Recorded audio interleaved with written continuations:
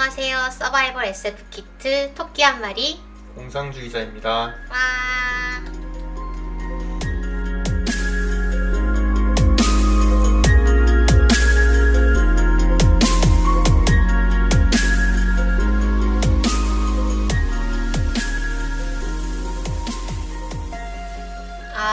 네.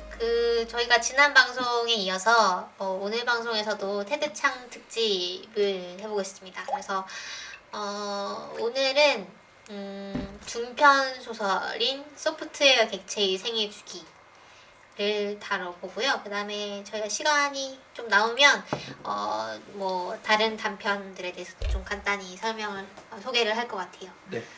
일단 이 소프트웨어 객체의 생애주기가 어떤 내용의 책이죠, 공사님? 잠깐만요. 네. 저희 신작 소개하기로 했죠. 맞아요. 네. 죄송합니다, 여러분. 저희가 지난주에는 SF 단신에 대해서 말씀을 드렸는데, 이번 방송에서는 더 이상 전해드릴 소식이라고 할 만한 게 없으므로 SF 신작 소식을 한번 전해드릴까 싶어요. 그래서 제가 찾아보니까 2018년 1월에 나온 책이 3권 있네요. SF 분야에. 안타깝게도 3권 다 이제 번역본인데요. 그러니까 외국 작가의 책인데요. 뭐 안타깝다고 볼 수도 있고, 근데 또 뭐 이게 번역되어 나오는 게 좀 감사하기도 하고 그렇죠. 그렇죠. 네. 그래서 첫 번째 책은 카렐 차페크. 카렐 차페크라고 하면은 저희 방송을 꾸준히 들으신 분이라면 좀 낯이 익은 사람일 것 같은데, 체코의 유명한 SF 소설가입니다. 그래서 로스무이 유니버설 로봇이라는 유명한 희곡을 통해서 로봇이라는 단어를 처음으로 탄생시킨 그런 사람이죠. 그래서 1890년에 태어나셨네요. 네. 그러네요. 옛날에 또 이제 뭐 철학 박사 학위가 있으시대요. 대단한 분이네요. 그래서 이분의 압솔루트노 공장이라는 책이 번역되어서 행복한 책의 귀에서 나왔습니다. 이 책은 큰 에너지 소모 없이 원자의 핵 분해에 의해서 무한한 힘을 발휘하는 압솔루트노라는 기계를 발명함으로써 인류가 겪게 되는 갈등, 전쟁과 파괴를 다루고 있다고 합니다. 약간 무한동력이 생각나기도 하는데, 이 당시에 뭐 이미 어떤 공해를 발생시키지 않는 그런 에너지원에 대해서 생각을 하고, 또 그 에너지원이 어떤 사회적 파급을 가져올 것인가 라는 거에 대해서 상상을 해본 소설이네요. 그래서 이 책이 나왔고요. 그 다음 책은 10월의 저택이라는 책이네요. 네. 레이 브래드버리 선생님이 이제 집필을 하셨고, 연작 소설이에요. 그래서 굉장히 서정적인 SF 소설이라고 하고요. 그래서 다른 SF 소설과는 좀 분위기가 다를 것 같아요. 이거는 언제 발매가 된 거죠? 1월 22일에 며칠 안 폴라북스에서 됐네요. 폴라북스에서 발매됐고요. 그래서 엘리엇 가족을 주인공으로 한 연작 소설집이고요. 네. 이분도 되게 유명한 분이었던 것 같은데, 네. 저희가 나중에 저희 방송에서 한번 다뤄보도록 하겠습니다. 특히 이제 서정적인 SF라고 하니까 제가 좀 관심이 가네요. 그리고 마지막 소개해드릴 책은 별의 계승자 3권입니다. 별의 계승자가 이제 제임스 P 호건이라는 분의 책인데, 뭐 최근에 나온 책은 아니고 옛날에 나온 책을 이제 복간한 거라고 하네요. 그래서 아작에서 나온 거고, 참 이런 복간해주는 시도가 참 감사해요. 네. 저희로서는. 그렇죠. 네. 그래서 제임스 P 호거는 특히 일본에서 아주 인기가 있는 분이라고 해요. 그래서 초시공 요새 마크로스라는 일본의 아주 유명한 그러니까 건담에 비할 수 있을 정도로 유명한 그 애니메이션 시리즈가 있어요. 그래서 그 시리즈에도 영감을 제공한 사람이라고 하네요. 그래서 별의 계승자는 저도 대강 줄거리만 들었는데 달에서 어느 날 사람의 시체가 발견됐는데 연대 분석을 해보니까 5만 년 전의 시체예요. 그래서 5만 년 전에는 인류가 없었는데 어떻게 된 거지? 라고 하면서 이제 시작되는 그런 소설이라고 합니다. 그래서 저도 언젠가 꼭 한번 읽고 싶네요. 되게 재밌을 것 같아요. 네. 설정이. 그래서 그리고 공사님이 나온 지는 조금 됐지만 이거 소개하고 싶다고 하셨어요. 저 소개를 꼭 하고 싶은 건 아니고요. 우리나라에서 영화로 유명했던 그 마션의 네. 작가인 앤디 위어가 아르테미스라는 소설을 이제 새로 써가지고 내놨습니다. 이번 12월에 이제 번역이 돼서 RH 코리아에서 나왔고요. 사실 저도 줄거리는 잘 모르고 나왔다는 내용만 들었는데 읽어보자면은 달 위에 건설된 최초의 도시 아르테미스에서 수십 년째 살고 있는 제즈 바샤라는 천재적인 두뇌를 갖고 있지만 모종의 이유로 인해 짐꾼으로 일하면서 부업으로 밀 수도 한다.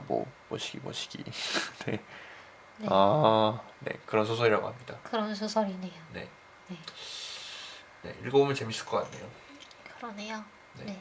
마션이 이제 화성을 바탕으로 한 건데 이거는 이제 달을 바탕으로 해서 네. 아르테미스가 이제 그리스의 그 달의 여신. 네.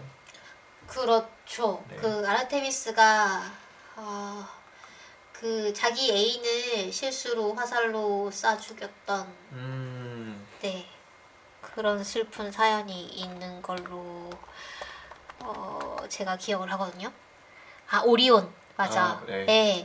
오리온을 그러니까 아르테미스가 되게 활을 잘 쐈는데 오리온을 잘못해서 자기 활로 쐈어요. 그래서 슬퍼하면서 그 이제 다른 신한테 그 속임을 당한 거 아닌가요?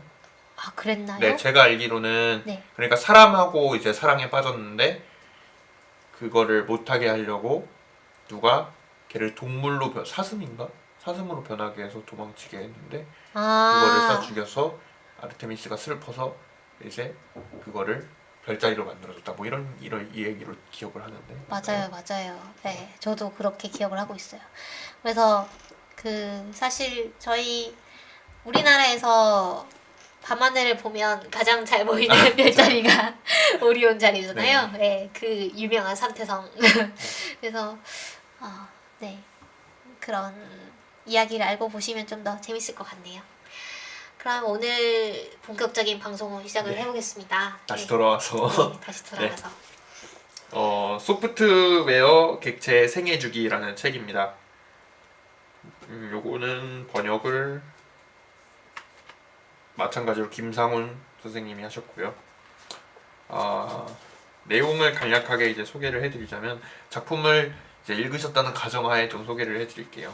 그러니까 작품을 안 읽으신 분은 작품을 읽어보시고 들으면 더 좋을 것 같습니다. 요건 이제 에나 엘버레도라는 사람이 주인공인데 이 사람은 동물 조련사죠. 그렇죠? 동물 조련사고 이 미래 사회를 바탕으로 하고 있어요. 미래 사회를 바탕으로 하고 있어서 디지털 세계 여기서는 이제 데이터 어스라고 하는 그런 곳에서 이제 놀고 생활하고 사람들하고 이제 사교 관계를 맺고 하는 게 굉장히 일상생활이 된 사회예요. 그래서 거기서 애완동물을 이제 만들려고 하는데 그 애완동물을 그러니까 그냥 애완동물이 아니고 약간 인공지능을 가지고 있어서 스스로 기술 같은 걸 배울 수 있고 언어도 배울 수 있고 그 사람의 말을 이렇게 잘 따르면서 그런 애완동물을 이제 만들려고 하는데 그거를 이제 에나 엘버레도가 교육시키는 일을 맡게 되죠. 그러면서 이제 벌어지는 일에 대한 이야기죠.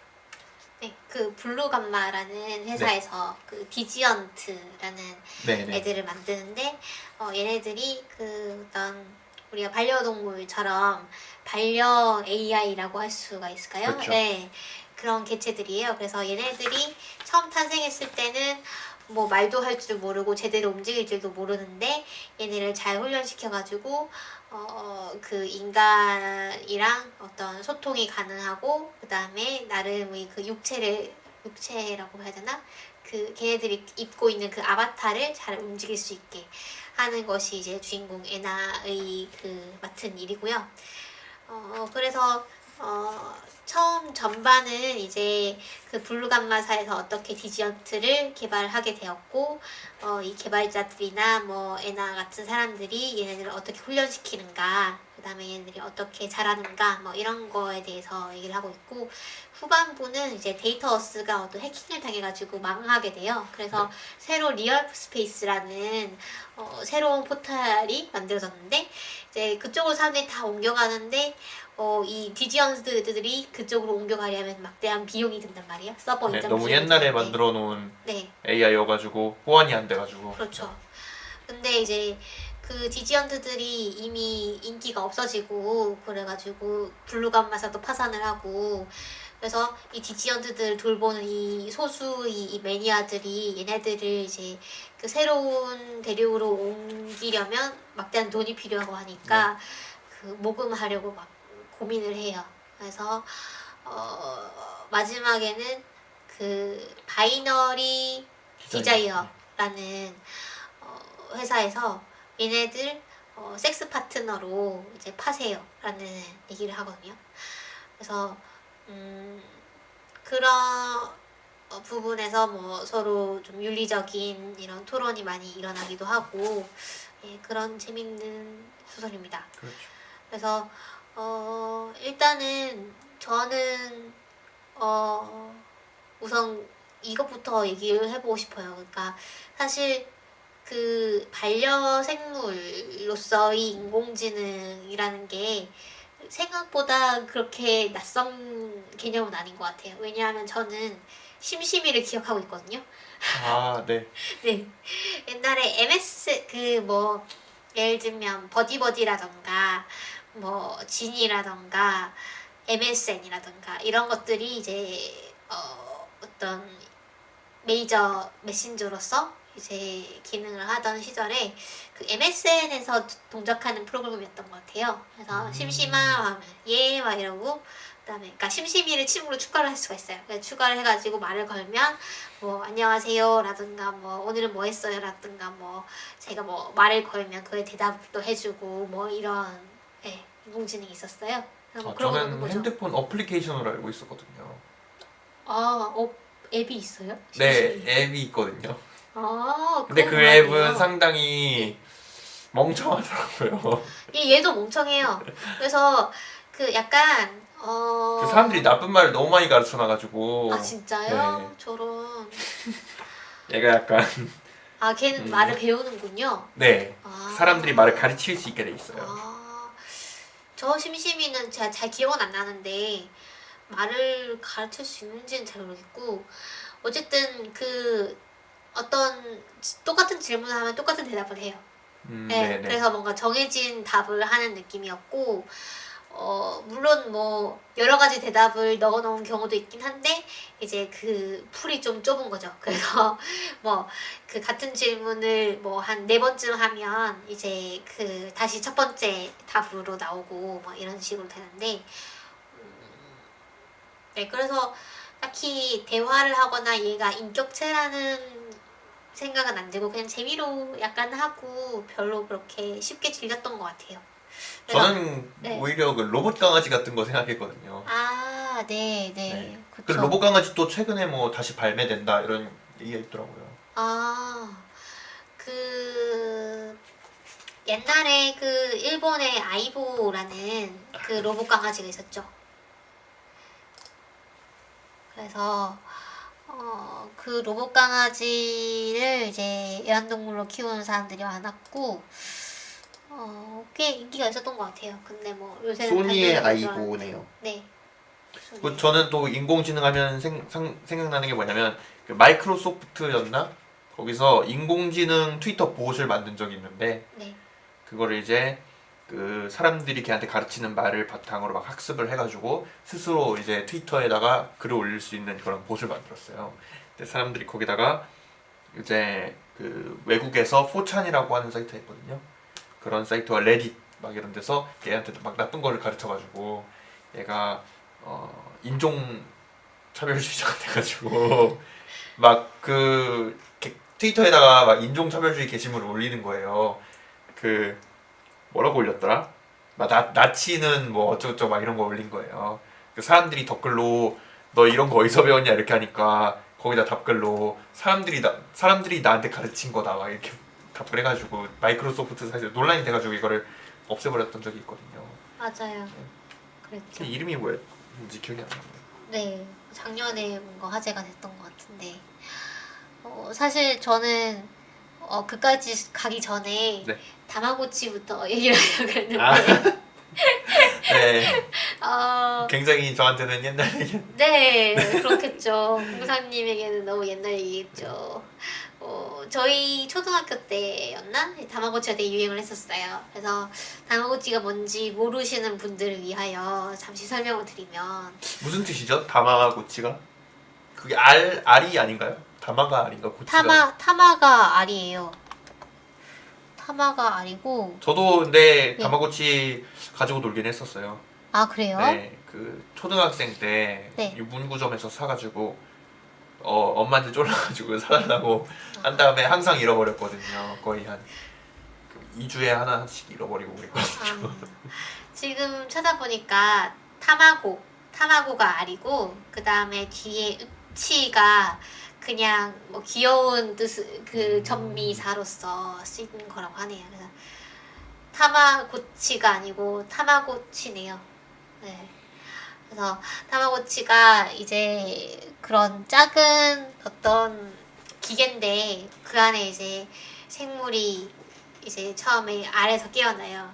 그럼 걔한테 밥을 줄 수가 있고 그 다음에 뭐 운동을 시킬 수가 있나? 그 다음에 뭐 똥을 치워줄 수도 있고 근데 이제 그걸 적절히 잘 해가지고 얘가 병들지 않고 잘 성장을 해가지고 뭐 진화를 하기도 하고 뭐 그래서 뭐 그 성체가 될 때까지 잘 키우는 뭐 이런 게 목표였거든요. 네. 정말 지금 생각해도 되게 재밌었어요. 뭐 딱히 우리가 걔한테 애정을 느끼거나 네. 뭐 그런 건 아니었지만 약간 소통이 되거나 막 이런 건 아니었기 때문에 근데 약간 그 키운 그 어떤 좀 하여튼 항상 들고 다니면서 키울 수 있다는 그런 재미? 뭐 이런 게 있었던 것 같아요. 뭐 가상의 개체가 처음으로 이제 뭔가 반려동물의 위치를 차지하기 시작한 그런 걸로 볼 수 있을 것 같아요. 네. 사실 그쵸. 약간 햄스터 키우는 거랑 비슷하다고 볼 수도 있었던 것 같아요. 햄스터랑은 네. 약간 소통을 그렇게 잘 하지는 못하잖아요. 우리가 뭐 개라면 몰라도 그래서 이 소설에서 나오는 이제 디지언트라는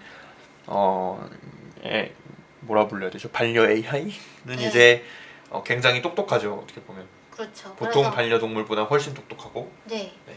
그러니까 우리는 지금 보면은 알파고라던가 시리 정도? 네. 네. 그 다음에 네. 또 아까 말씀하신 그 마이크로소프트에서 그 만든 인공지능 같은 테이라고 하는 걸 찾아보니까. 아 테이. 네. 네. 그런 정도가 이제 제일 유명한 인공지능인데 미래에는 예를 들면 뭐 허라는 영화에서 나오는 네. 것처럼 그렇게 뭐 애인 역할을 할 수 있을 정도의 고도의 인공지능이 나올 수도 있고 뭐 그 인공지능에 대해서 사실 우리는 좀 요즘 AI라고 하면 약간 무섭게 생각하는 것 같기도 해요. 아 그래요? 그 우리의 일자리를 모두 빼앗을 것이다. 아 네. 그런 거 있잖아요. 네. 그런 거 하든가 아니면 우리보다 더 똑똑해져서 우리를 지배하면 어떡하지? 뭐 이런 생각. 근데 이 책에서는 이제 애완동물로서, 그러니까 반려동물로서 아니면 또 친구로서 우리가 얘네를 어떤 우리와 사실 동등한 개체로 보는 것까지는 아닌 것 같은데 그래도 약간 애기, 그러니까 우리가 돌봐줘야 할 애기, 어떤 생명체로서는 보는 것 같아요. 그래서 그런 경우에 대한 사고 실험을 하고 있는 책입니다.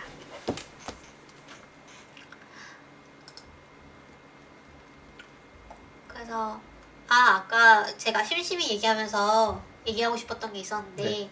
약간 NPC를 다루는 느낌이거든요. 심심이랑 얘기하고 있으면 NPC도 정해진 대답만 하잖아요. 네. 그래서 그 김보영 작가님의 스크립터라는 소설이 있어요. 네. 이 책이 인터넷에서 이제 검색을 해보시면 읽으실 수 있는데 이 작품에도 이제 과연 NPC란 무엇인가, 그러니까 NPC와 NPC가 아닌 캐릭터는 우리가 어떻게 구분할 수 있을까, 뭐 이런 거에 대해서 좀 얘기를 하고 있거든요. 그래서 이것도 읽어보시면 재밌을 것 같아요. 또 이제 그 중국인의 방이라고 불리는 그렇죠. 그거에 대한 거죠. 네. 그래서 그 주인공이 동물 조련사라는 게 참 흥미로운 지점인 것 같아요. 그 주인공이 그냥 동물 조련사도 아니고 이제 그 영장류 유인원, 네, 커뮤니케이션을 전공을 했잖아요. 그렇죠. 네. 그건 조련사를 고용을 해가지고 이 회사에서는 인공지능들을 이제 키우라고 하는 거죠. 근데 그 주인공이 그런 말을 해요.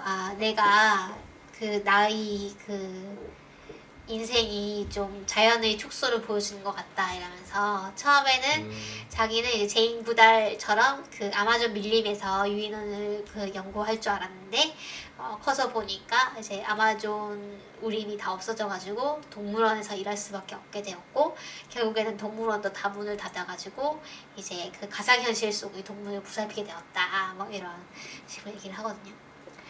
그래서 하여튼 네, 이 작품 어떻게 보셨어요, 공사님은?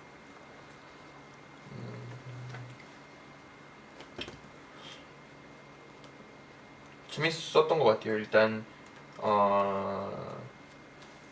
굉장히 하드 SF라는 생각이 들었던 게 기본적으로 기술 자체에 대해서 좀 고민을 한다는 느낌이 들었거든요.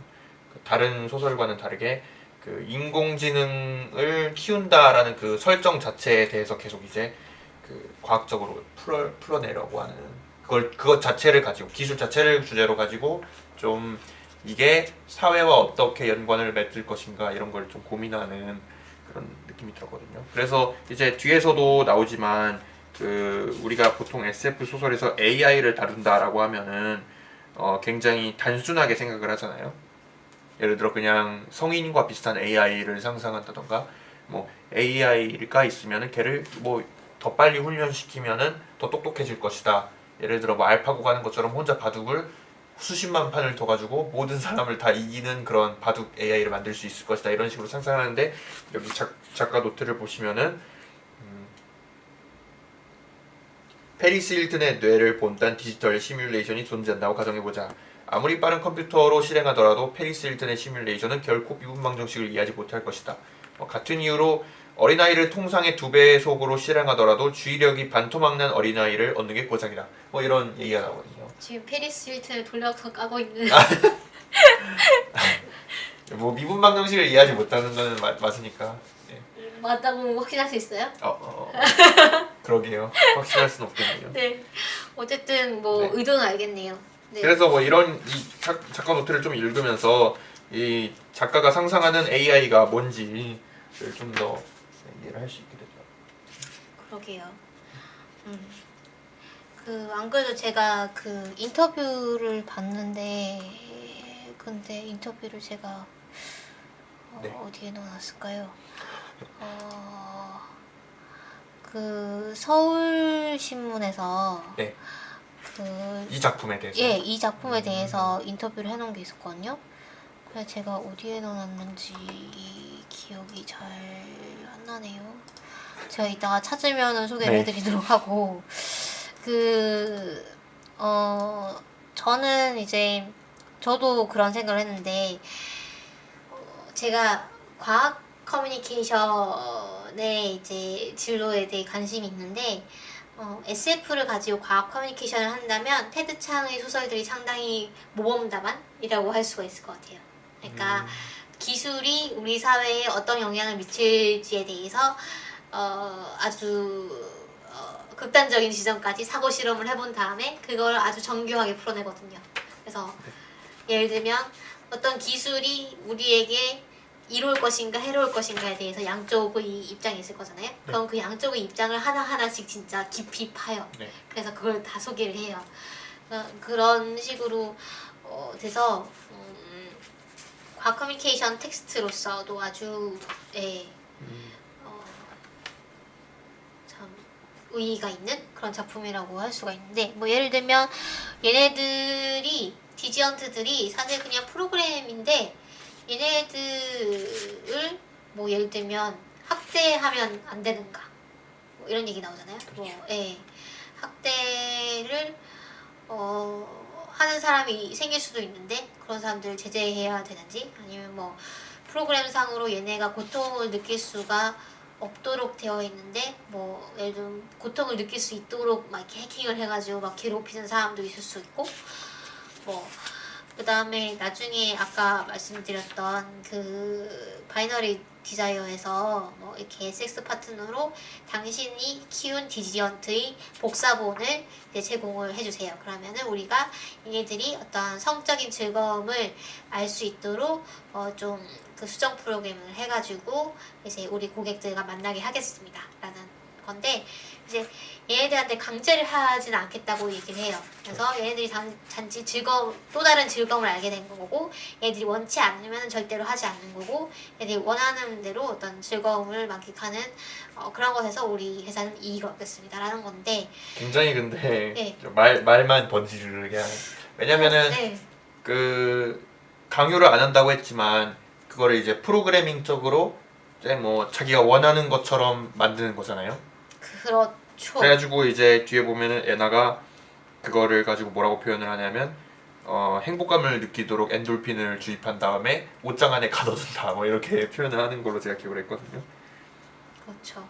그래서 이제 그게 괜찮은가 안 괜찮은가도 이제 좀 윤리적으로 좀 질문할 거리가 되죠. 근데 사실 그 프로그래밍이라는 게 어떻게 보면 뭐 예를 들면 우리가 자라면서 받는 교육이라던가 사회적 규범이랑 좀 비교할 수도 있지 않을까요? 예를 들면 우리는 어떤 것을 좋아해야 되고 어떤 것을 싫어해야 되고에 대해서 교육을 받으면서 자라고 그런 거에 좀 근거를 해가지고 나의 취향이 형성이 되잖아요. 근데 그렇다고 해서 우리가 뭔가를 익스플리시 뭐라 그러지? 굉장히 드러나도록 수정을 할 수 있는 부분이 아니잖아요. 그거는 예를 들어 그 너는 뭐를 좋아해라라고 말함으로써 취향 형성되는 거 아니잖아요. 약간 디지언트들을 프로그래밍하는 거는 좀 더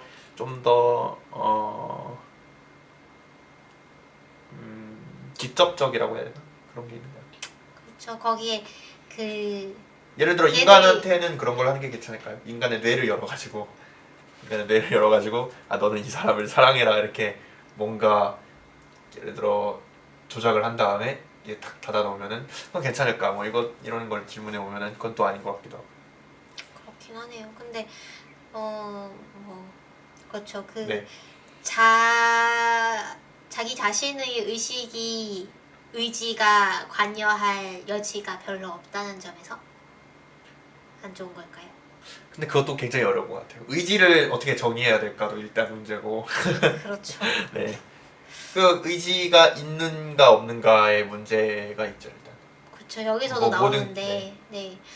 그러니까 뭐 예를 들면 얘네가 좋아서 한다고 하면은 네. 다 해줘야 되는가? 뭐 그렇죠. 이런 것도 네. 나오고, 예를 들면 얘네가 나중에 우리한테도 법인격을 달라 그래요. 그래서 뭐 예를 들면 우리 왜 웹사이트 가입할 때 뭐 14세 미만이면 뭐 부모님의 동의를 얻어야 뭐 가입할 수 있잖아요. 뭐 그런 것처럼 어떤 성인으로서의 그 법인격을 달라고 하는데, 근데 이제 그 얘를 키우는 주인이 얘네한테 법인격을 줘야 되는지 말아야 되는지에 대해서 되게 고민을 하거든요.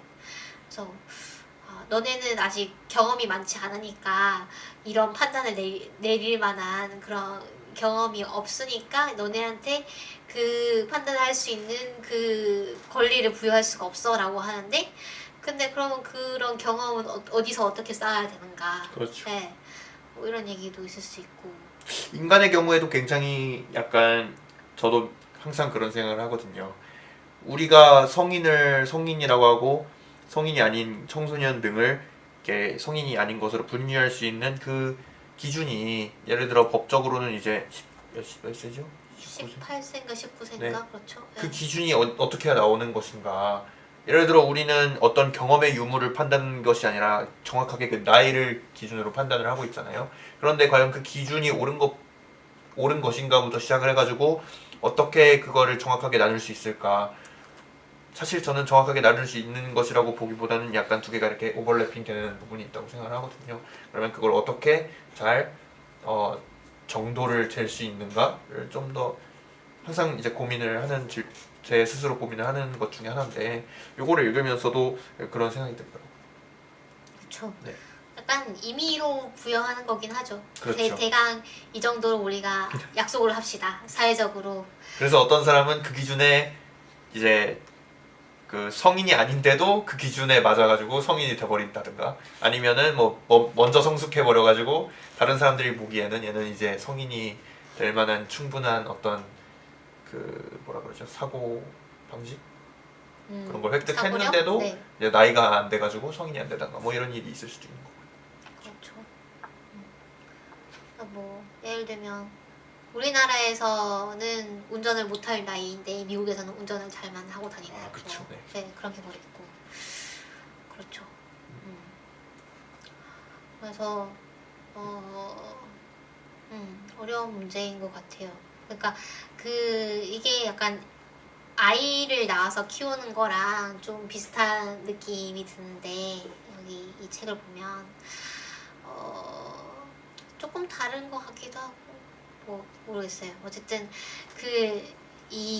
내가 키우는 얘가 나를 닮아간다는 점에서, 그러니까 물론 안 닮는 부분도 많긴 한데, 뭐 예를 들면 그런 이제 내용 나오잖아요. 뭐 누군가 이제 얘를 키우다가 갑자기 그 발을 책상 모서리에 찧어가지고 막 이러면서 욕을 했는데 그걸 이제 얘가 배워가지고 이제 그걸 욕을 한다거나 네. 뭐 이런 것도 있고, 사실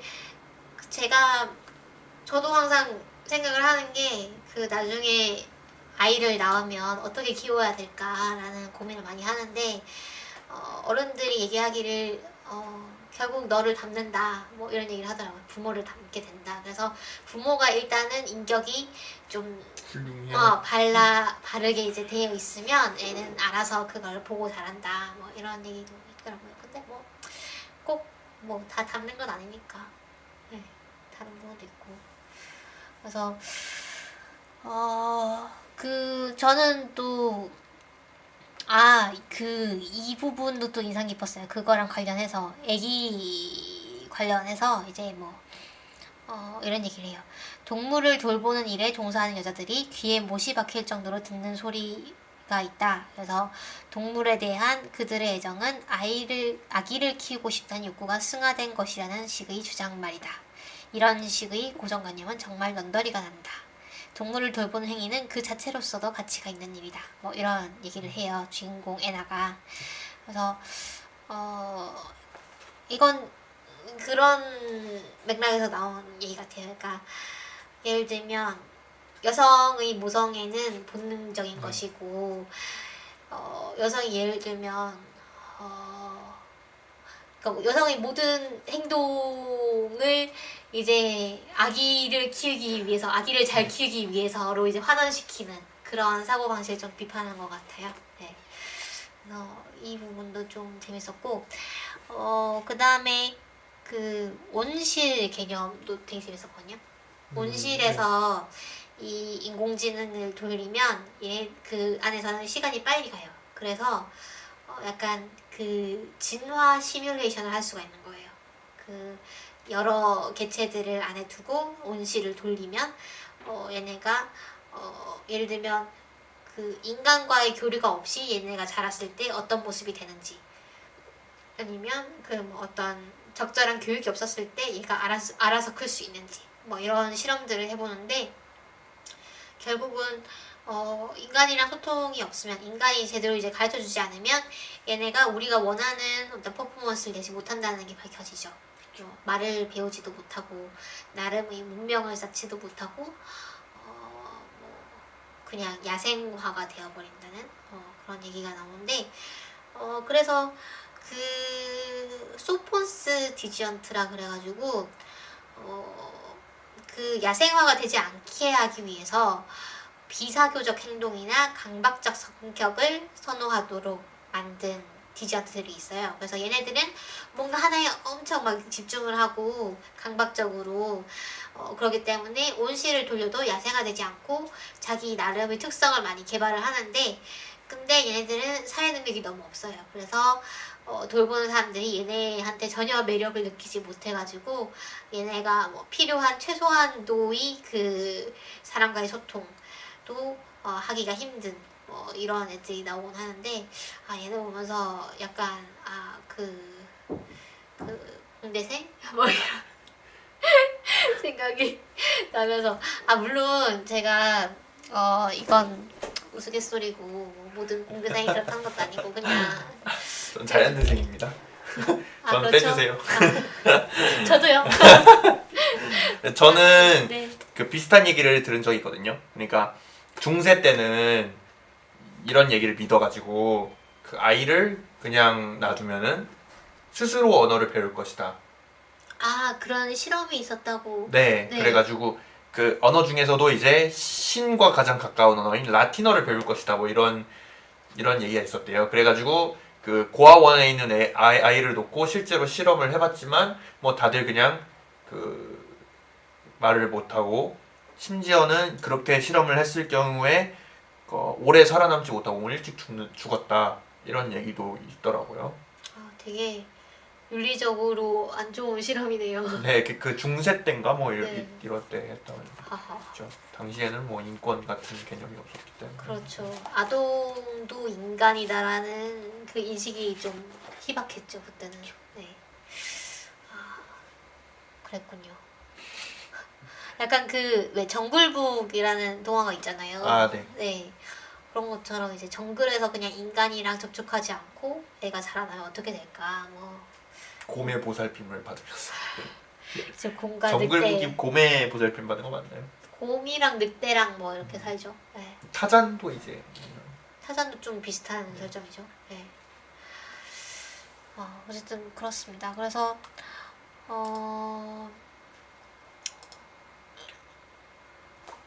결국에는 뭐 그 마지막에 데릭이라는 이제 인물을 저희가 소개는 안 해드렸는데, 이 사람은 디지언트를 개발하는 사람이죠.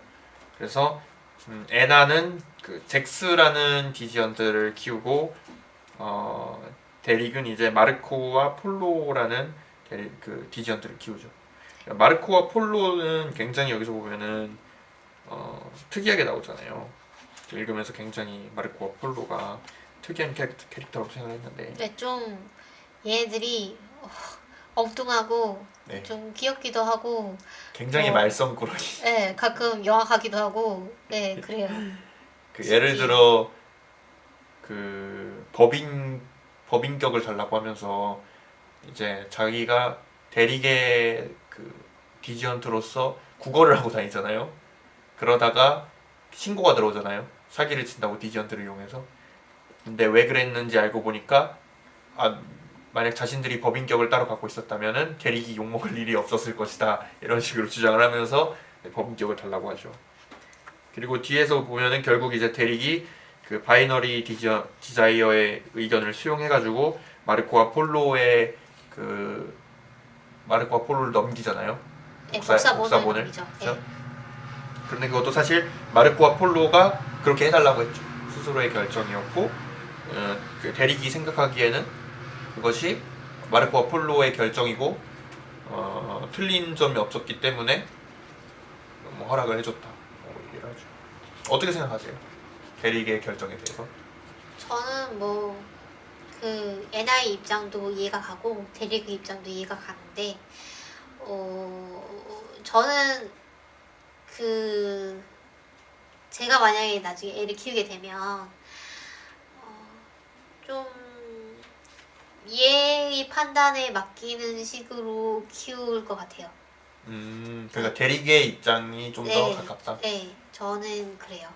그러니까 뭐 얘가 어떤 그 과정에서 뭐 예를 들면 잘못된 선택을 할 수도 있고 어떤 상처를 받을 수도 있지만 얘가 그건 또 자기 인생인 거고 그래서 물론 그 어떤 특정 나이가 될 때까지는 제가 돌봐줘야 되는 게 맞지만 그 이상의 나이에서는 제가 그렇게 관여를 심하게 하지 않으려는 방침을 아직까지는 갖고 있어요. 근데 뭐 또 나중에 나오면 어떻게 될지 모르죠. 그렇죠. 네. 공사님은 어떤데요? 저도 그렇게 생각은 하는데 저도 이제 대릭처럼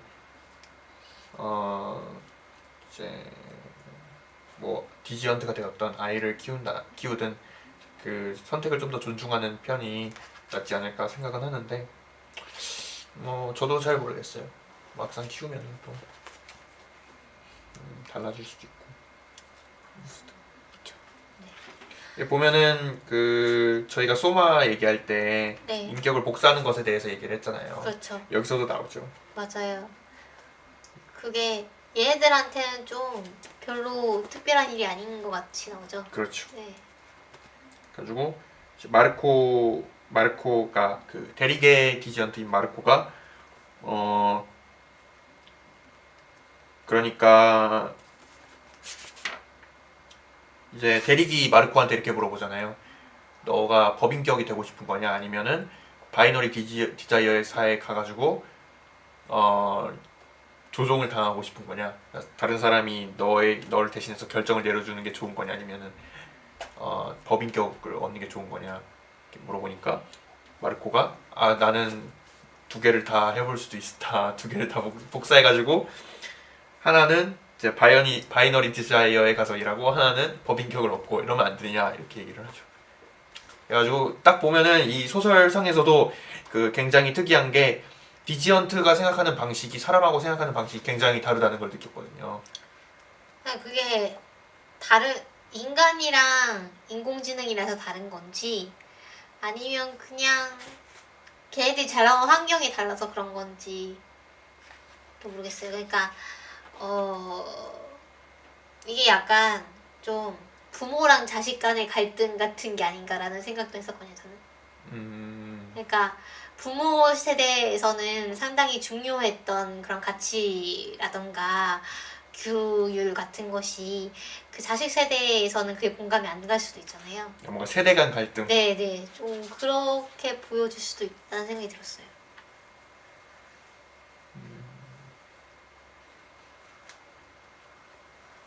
저는 뭐 세대 간 갈등도 있지만 약간 보면 종간 갈등이라고 불러야 될까요? 그런 것도 좀 있는 것 같아요.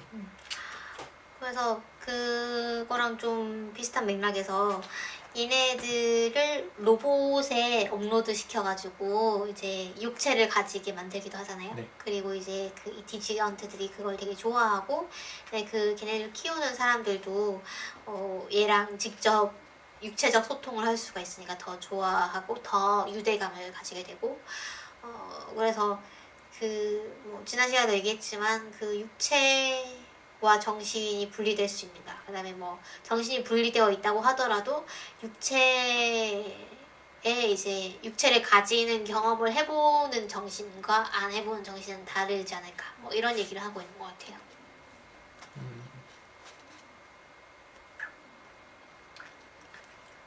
그리고 또 저는 소설을 읽으면서 느꼈던 게 보면은 사회가 굉장히 어떻게 보면은 그 디지언트들에 대해서 약간 무책임하지 않나 라는 생각이 좀 들었어요.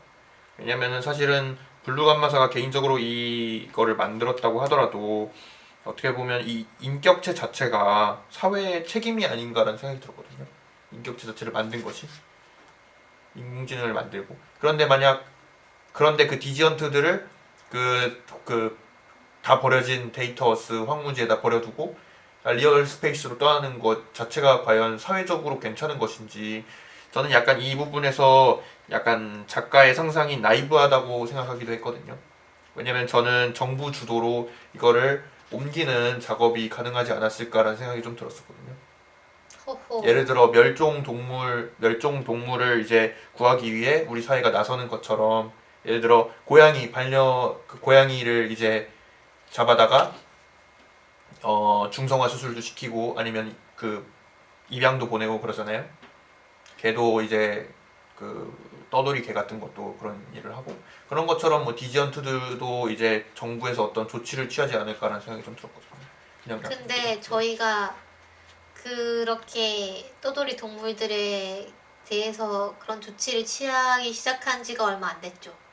그렇긴 하죠. 네. 네. 그래서 이것도 디지언트라는 이 개체가 생겨나고 아주 초반이기 때문에 네. 사실 얘네가 어떤 권리가 있고 얘네를 보호해야 되는지 뭐 이런 거에 대해서 아직 사회적으로 합의가 안 생겼기 때문에 그랬던 것 같아요. 예를 들면 뭐 우리도 뭐 이제 반려동물을 뭐 아껴야 된다거나 뭐 유기견 뭐 이런 문제에 대해서 좀 더 조심스럽게 접근해야 된다는 의식 자체가 사회적으로 공감되기 시작한 지 얼마 안 된 것 같거든요.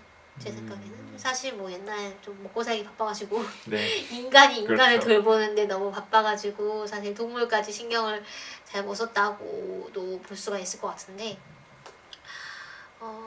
그래서 뭐 네, 저는 충분히 좀 현실적인 배경이라고 생각을 하고 사실 우리가 예를 들면 컴퓨터를 바꿀 때 포맷을 하면서 네. 그 안에 이 소프트웨어가 죽는다는 생각은 하지 않잖아요. 그렇죠. 네. 근데 그건 인격체는 아니니까.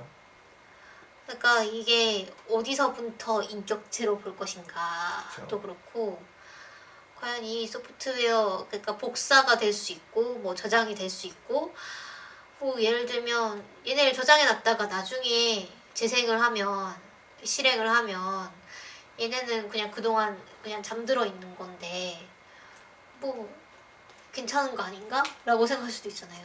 그게 딱히 학대라고 생각하지 않을 수도 있지 않나요? 글쎄요. 어려운 것 같아요. 네, 어려운 것 같아요. 뭐 예를 들어 뭐 이런 상상을 해본 적이 있거든요. 실험을 하고 싶은데 예를 들어 사회에서 무슨 실험을 하고 싶은데 이제 인간을 가지고 실험을 할 수 없으니까 시뮬레이션을 돌리는 거예요. 특정 조건을 가지고 이제 사람을 이제 인격체를 다 만들어가지고 지구를 만들어가지고 거기다 막 실험을 돌리는 거예요. 예를 들어 막 그 핵전쟁이 난 지구 이런 거 만든 다음에 인격체를 넣어놓고 막 실험을 해요. 그런 건 괜찮을까요? 윤리적으로? 거기 있는 인격은 다 사람이랑 똑같다고 가져간다면? 그러게요. 옛날에 정말로 그런 소설을 하나 읽은 적 있어요. 그래요? 네. 그 주인공이 어떤 그 우리나라 분이 쓰신 소설이었는데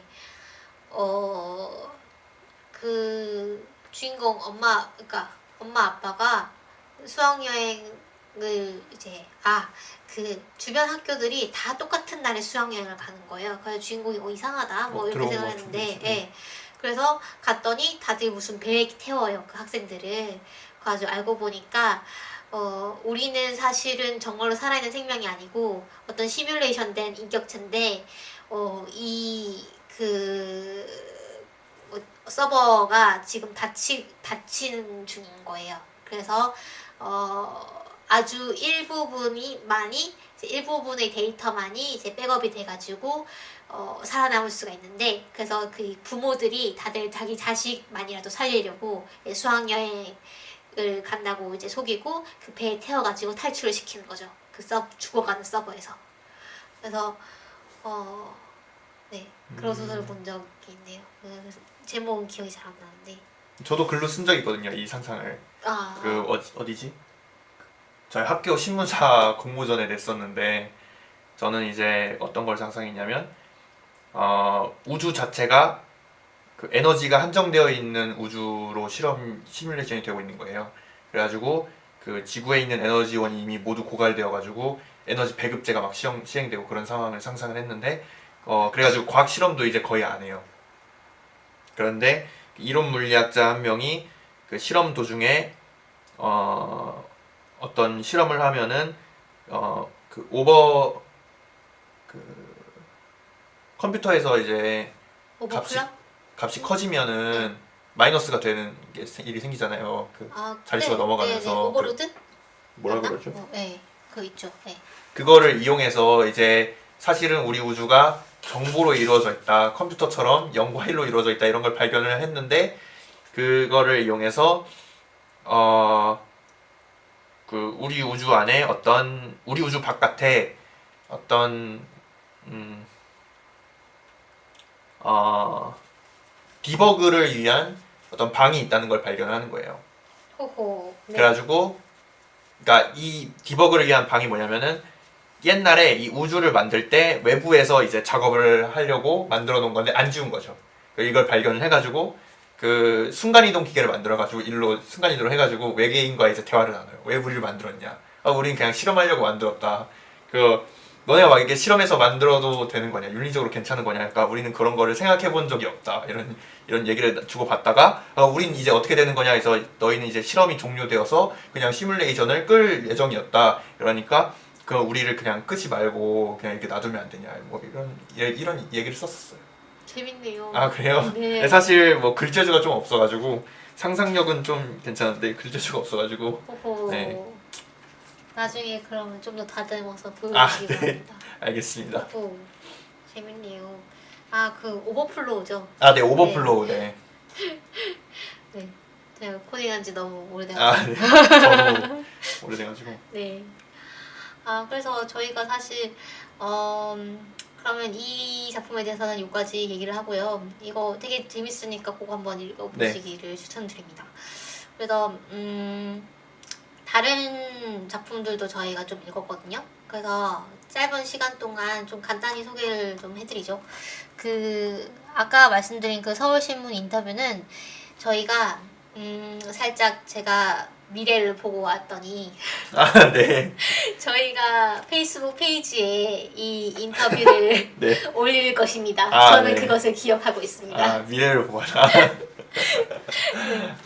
햅탑보드처럼. 네, 제가 네. 보고 온 미래에서는 좋습니다. 네 그렇습니다. 그래서 페이스북에서 한번 보시고요. 저희가 당신 인생의 이야기에서 제일 재밌게 읽었던 단편이 외모지상주의에 관한 소곡 다큐멘터리라는 네. 작품이에요. 요건 이제 당신 인생 이야기에 실려 있는 거죠. 네, 제일 마지막 작품인데 이 작품만 그 상을 못 받았는데 그 이유가 뭐냐면 휴고상을 받았었는데 테드 창이 이거 내가 그 편집자가 자꾸 닥달해가지고 내가 의도한 정도로 쓰지를 못했다 그러면서 거절을 했대요.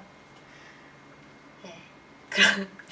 그런 작품인데 그래도 상당히 되게 재밌는 작품이에요. 이 작품 생각할 거리가 굉장히 많죠. 이 작품이야말로 그 과학 커뮤니케이션의 아주 끝판왕이라고 볼 수가 있는데 진짜 하드 SF가 아닐까. 네.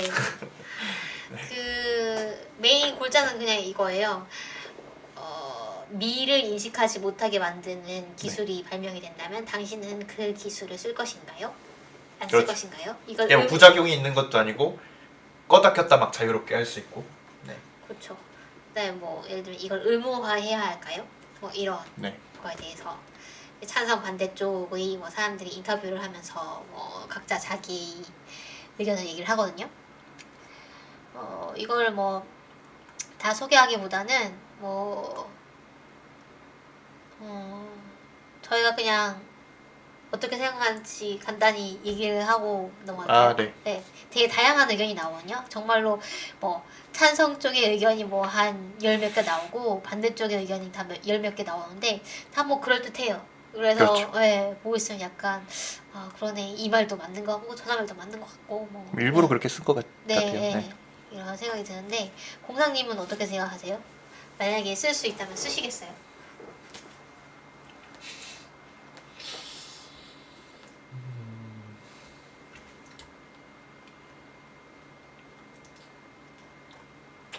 잘 모르겠어요.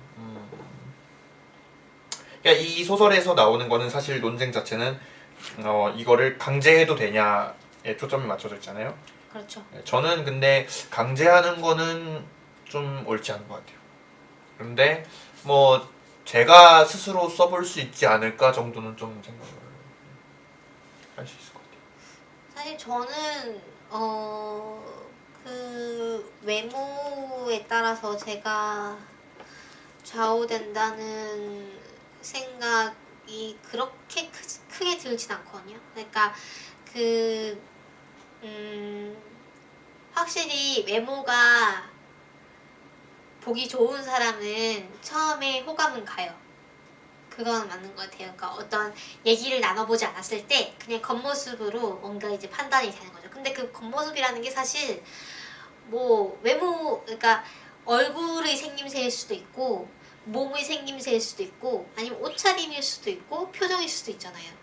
그러니까 그 모든 것들이 이제 복합적으로 어떤 인상을 결정을 하는데 그래서 그것들이 꼭 어떤 선천적인 것에 의해서만 결정된다고 볼 수는 없는 것 같고 자신의 평소의 생활 습관이라던가 성격이라던가 이런 거를 반영하는 걸 수도 있다고 생각을 하거든요. 영양 상태 뭐 아니면 뭐 생활 태도 뭐 이런 것들.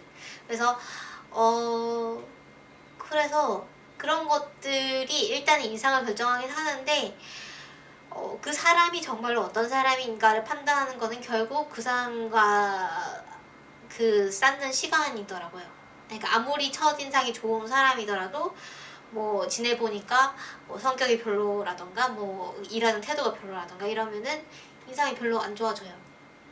그래서 그게 저의 경우에는 그래서 외모라는 팩터가 별로 제 생활에 그렇게 크게 작용을 하는 것 같지는 않고 단지 어떤 즐거움의 요소로서 예를 들면 제가 화장을 요새 메이크업 클래스를 다니고 있는데 제가 이제 화장을 좀 더 능숙하게 하게 되면 제가 제 얼굴을 보는 게 좀 기분이 좋아져요.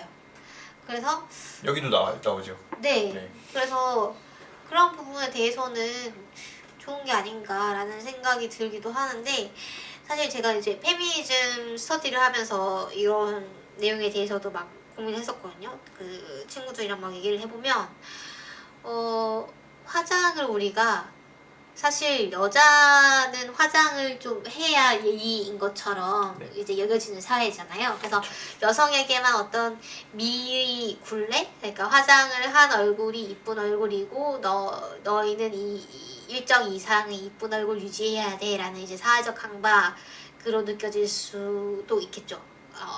그렇게 억압되고 있는 게 일정 부분 사실이기도 한데 근데 또 나는 남들 시선 때문에 화장을 한다기보다는 내가 이뻐 보이고 싶어서 화장을 한다. 자기 만족을 위해서 화장을 한다. 뭐 이런 친구들도 꽤 있어요. 그래서 그러면 이게 어떤 거지? 뭐 물론 복합적인 거겠지만 또 뭐 그런 거죠.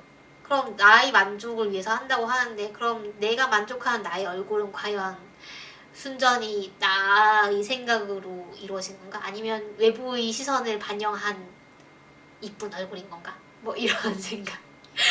꼬리에 꼬리를 물고 의문이 네, 생기긴 하죠. 근데 물론 그런 부분에서 개인적인 부분에서는 사실 저도 뭐 이걸 끌 이유는 없다고 생각을 해요. 근데 문제가 되는 부분은 좀 공적인 영역일 것 같아요.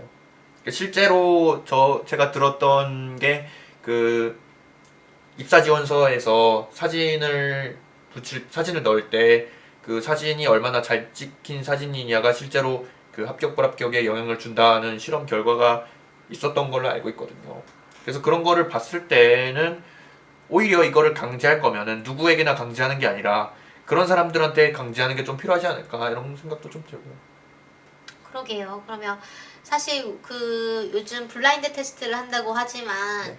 그 면접을 보면 어차피 얼굴을 봐야 되잖아요. 그쵸. 그래서 그 외모라는 팩터를 이제 공정하게 이제 평가하기가 힘들 것 같은데 혹시 뭐 면접을 볼 때만이라도 그걸 켜가지고 예, 본다거나 하면 좀 더 공평하게 심사할 수 있을 것 같기도 하네요. 그리고 뒤에 보면 굉장히 극단적인 사례도 나오잖아요. 그 연설에서 어조를 인위적으로 바꿔가지고 그러니까 그 좀 더 자세하게 설명을 드리면 이 칼리 아그노시아라고 하거든요. 이 밀을 끌 수 있는 기술을. 근데 그러니까 칼리 아그노시아를 강제해야 되느냐 마느냐를 이제 찬반 투표로 하는데 그 반대를 하는 사람들이 나와가지고 반대를 하는 사람 중에서 대표가 나와가지고 막 이제 연설을 하는데 그 사람이 연설을 할 때 자신의 음성에다가 사람들이 호감을 느낄 수 있는 그런 변조를 넣어가지고 사람들을 설득시키잖아요. 그래가지고 사람들이 다 반대표를 던지잖아요. 그런 걸 볼 때 과연 우리가 얼만큼 우리의 삶에서 정치적인 영역과 공적인 영역과 공적이지 않은 영역을 또 분리할 수 있는가 이런 문제도 좀 연결이 돼버리고 그래서 역시 어렵다. 결론 어렵죠. 어렵다. 네, 어려워요. 근데 이런 부분에 대해서 고민을 해보는 거랑 안 해보는 거랑은 또 많이 차이가 있을 것 같아요. 그래서 정말 이 작품도 꼭 읽어보시기를 추천드립니다. 예.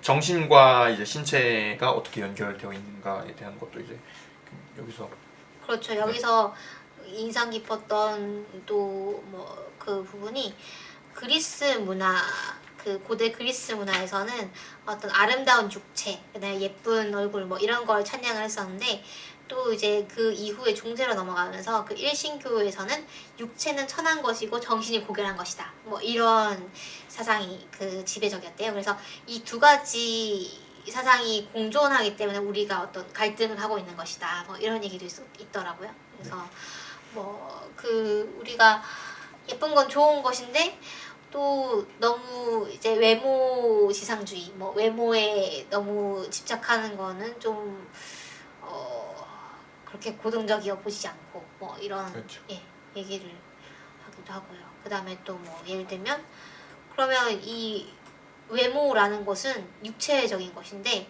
그럼 이 육체는 나를 표현하는 것이 아닌가? 라는 얘기도 할 수가 있죠. 육체를 다 제거해버리면 그러면 순수한 나만 남는 것인가? 그러니까 정신이 더 순수한 네. 나인가? 뭐 이런 얘기도 할 수가 있겠죠.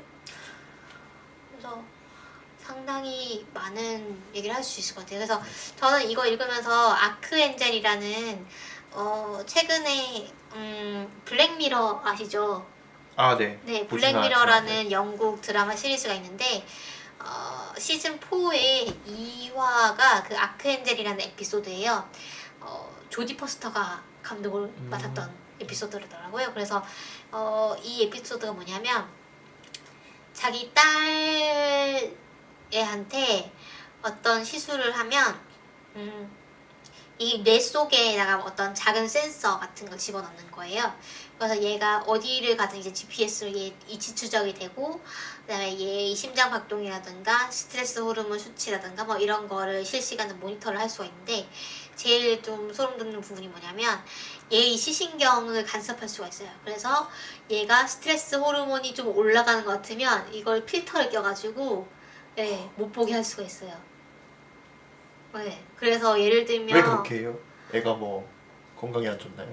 네, 얘를 좀 더 스트레스를 안 받고 키우고 싶어 하는 거예요. 예를 들면 뭐 네. 그 애가 막 산책을 가는데 옆에 그 엄청 무서운 개가 막 짖어요. 그러면은 꺼버려요. 네, 걔를 못 보게 이제 해버리는 거예요. 뭐 얘가 막 놀라니까. 그다음에 뭐 예를 들면 TV에서 뭐 폭력적인 영화 같은 거 나올 때 그것도 이제 못 보게 되는 거고. 그래서 막 학교에서 애들이 막 야 이거 포르노다 막 이러면서 막 보여주는데 그것도 뭐 전혀 보여요? 필터 돼가지고 막 되게 막 흐릿하게만 보이고. 그래서 그러다가 막 학교에서 좀 막 따돌림을 받기도 하고 얘가 막 그런 좀 답답해하고 막 이래가지고 결국은 그걸 해제를 하는데 뭐 하여튼 뭐 커서도 뭐 그거 관련해가지고 계속 뭐 문제가 있고 뭐 이런 에피소드인데 예, 그 에피소드가 좀 생각났어요. 그래서 꼭 이걸 우리가 물론 이 아름다움이라는 어떤 가치에 대해서 좀 그 오용을 할 수도 있지만 이걸 아예 못 보게 하는 것이 과연 적절한 조치인가 뭐 이런 얘기도 할 수가 있을 것 같고요. 근데 사실 저희가 말은 이렇게 해도 소설을 보면은 사실 찬성 쪽 의견이 좀 더 설득력이 있긴 해요. 그렇죠. 네, 제가 읽었을 때는. 결말 자체도 뭔가 그 반대쪽에서 선동을 해가지고 그렇죠. 그래서 좀 이걸 끼는 거는 괜찮은 것 같은데 그렇다고 의무화하는 거는 좀 과한 것 같다. 뭐 이런 정도로 결론이 나는 것 같은데 하여간 되게 재밌는 소설입니다. 그리고 또 뭐 이 당신 인생의 이야기에서 또 뭐 추천해드릴 만한 작품이 영으로 나누면이라는 네. 작품. 네. 이게 사실 저한테 좀 너무 어려웠거든요. 아 네. 네, 수학과이신 공상님에게는 아주 재밌으셨나봐요. 아 뭐 다른 작품도 재밌었지만 네. 뭐 제가 읽을 때는 이제 수학적인 내용을 썼으니까 좀 네, 더 잘 와닿았다 뭐 이렇게 볼 수 있는 것 같아요. 보면은 이제 수학 자체를 우주의 법칙이라고 생각하는 사람이 있잖아요. 뭐 논리적인 그런 법칙을 다 모아놓은 것이 수학이다. 플라톤주의라고 하거든요. 근데 이 주인공이 이제 그런 사람인데 그 이 사람이 이제 수학 전체에 오류가 있다는 것을 발견을 해가지고 정신적으로 좀 문제가 생기는 그런. 아하. 뭔가 우주의 원리라고 굳게 믿고 있었던 것이 사실은 아니다. 뭐 이런. 네, 그렇죠.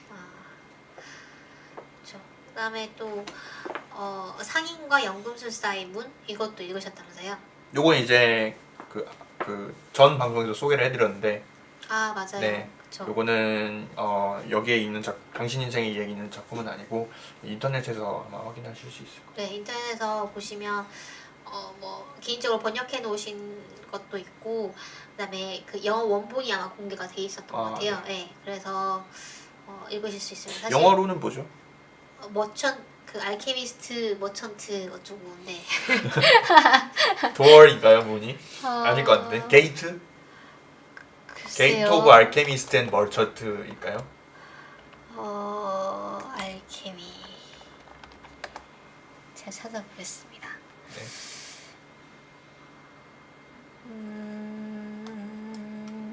테드창도 영어로 쓰셔야 될 것 같아요. 네, 맞아요. 잘 안 나오네요. 케미스트. 알케미스트 게이트. 네요. 창이 아니라 치앙이네요. 예, 아까 취향이라고 하시지 네. 않았어요? 네. 저는 근데- 영어로 이렇게 창이라고 쓸 줄 알았거든요. 테드 창이라고 하니까. 네, 여기 창이네요. 네, 창. 취향. 네. 그래서 네, 이런 여러 가지 그 재밌는 작품들이 있으니까요. 네, 정말 일독을 권해드립니다. 그래서 테드창이 이 SF의 경이감에 대해서 그 인터뷰에서 얘기한 게 있어요. 그래서 이 부분을 약간 인용해드리면서 마무리를 하려고 해요. 그래서 어디를 읽어드리지?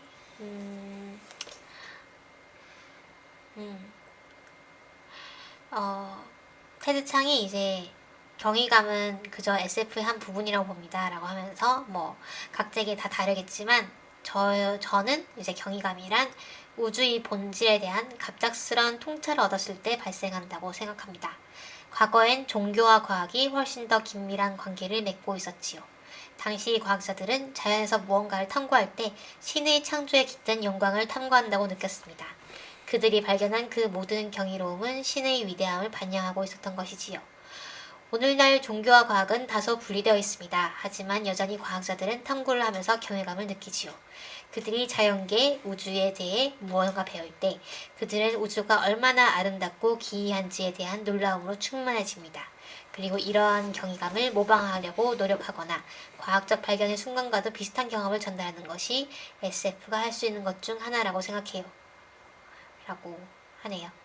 그래서 이런 테드 창의 작품에서 이런 경이감을 느낄 수 있는 것 같아요. 그래서 네.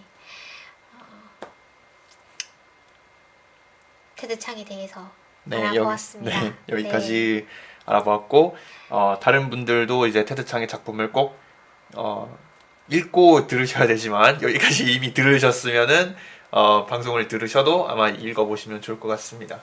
네.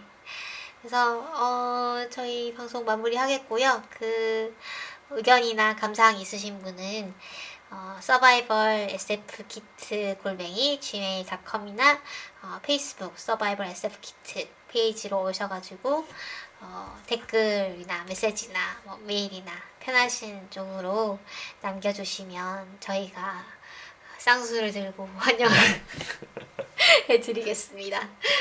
그러면 여러분 이제 아직까지도 좀 추운데 네. 건강 조심하시고요. 사실 제가 좀 감기가 약간 걸려가지고 네. 코맹맹이 소리가 많이 났는데 죄송하고 다음 주에는 건강한 네. 모습으로 꼭 건강하게 네, 뵙기를 들으시는 바랍니다. 여러분들도 건강하세요. 네. 다음 주에 뵙겠습니다. 바이바이. 바이바이.